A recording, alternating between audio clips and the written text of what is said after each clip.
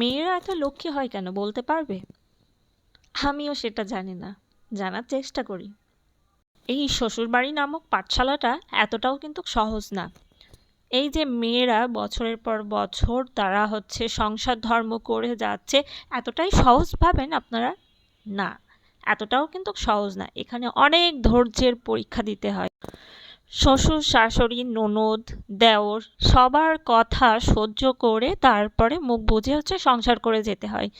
আপনি বউ হিসেবে কিন্তু তেমন প্রতিবাদ করতে পারবেন না, কারণ আপনি পরের বাড়ির মেয়ে। যদি আপনি প্রতিবাদ করতে যান, আপনার স্থান কিন্তু দেখিয়ে দেবে তারা। তারপরেও কি সুন্দর মুখ বুজে সংসার করে যায় প্রতিটা মেয়ে।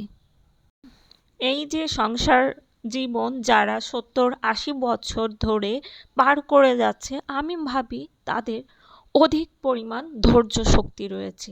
ধৈর্য শক্তি যদি না থাকতো, এই সংসার নামটাই থাকতো না।